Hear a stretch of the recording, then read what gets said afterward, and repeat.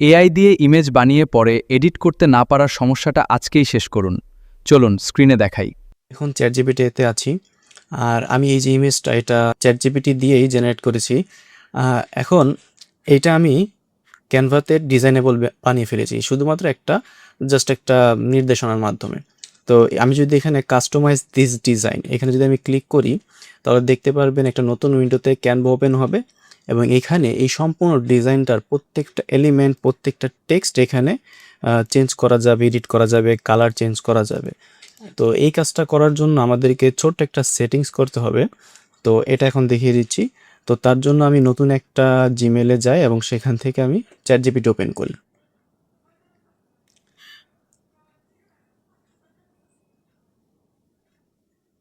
তো ChatGPT open করার পর এখানে পাশে যে প্রোফাইলের আইকনটা এটাতে ক্লিক করতে হবে।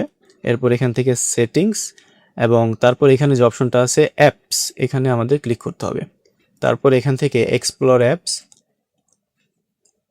তারপরে এখানে আমরা নিচে ক্যানভা অপশনটি দেখতে পাবো। যদি এখানে না পাওয়া যায় তাহলে এখানে সার্চ করলেই আসবে। তো এখানে ক্যানভাতে ক্লিক করব। এরপর আমরা পাশে এখানে দেখতে পারবো কানেক্ট। তারপর আমি এই কানেক্ট বাটনে ক্লিক করব। ক্লিক করার পর এখানে সাইন ইন উইথ ক্যানভা এটাতে ক্লিক করলে চ্যাটজিপিটি এবং আমার এই মেইলের আন্ডারে যে ক্যানভা অ্যাকাউন্ট আছে এই দুইটা কানেক্টের কাজ শুরু হয়ে যাবে। তারপর এখান থেকে অ্যালাউ বাটনে ক্লিক করে দেব। অথরাইজেশন সাকসেসফুল, অর্থাৎ আমার চ্যাটজিপিটির সাথে এখন ক্যানভা সুন্দর মতো কানেক্ট হয়ে গেছে। এখন আমি চ্যাটজিপিটি দিয়ে যে কোনো ইমেজ জেনারেট করি অথবা আমি যদি অন্য কোনো একটা ইমেজ এখানে এনে আপলোড দিই, তাহলেও সেটাকে আমি এডিটেবল বানাতে পারবো। তো এখন আমরা চ্যাটজিপিটিতে যে কোনো একটা ইমেজ বানাই। তো যে কোনো বিষয়ে আমি একটা ইমেজ বানাতে পারি।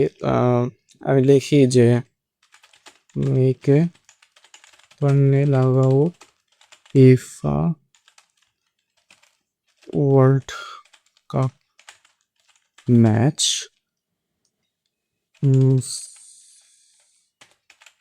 Simple and attractive design. তো আমি জাস্ট একটা ছোট্ট প্রম্পট দিলাম একটা থাম্বনেল বানানোর জন্য। তো ইমেজটা বানাক, এরপর আমরা দেখতেছি যে কিভাবে এটাকে আমরা ক্যানভাতে এডিটেবল ডিজাইন হিসেবে বানাতে পারি।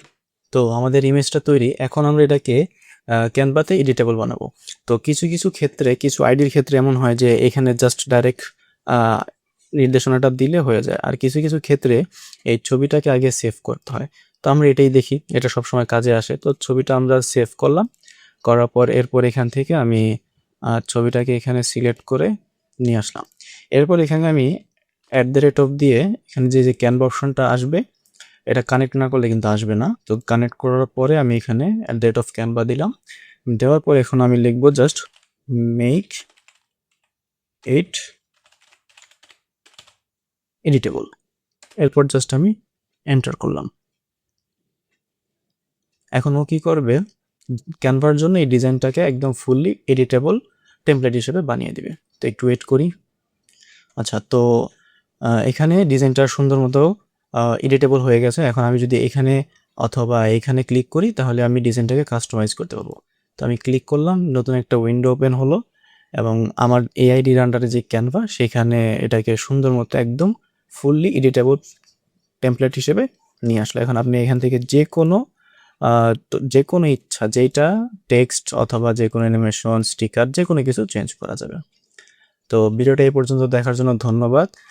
এমন অসংখ্য টিপস এবং এআই নিয়ে জানতে ইনফো কর্নার পেজটিকে ফলো করে সাথেই থাকুন। ধন্যবাদ।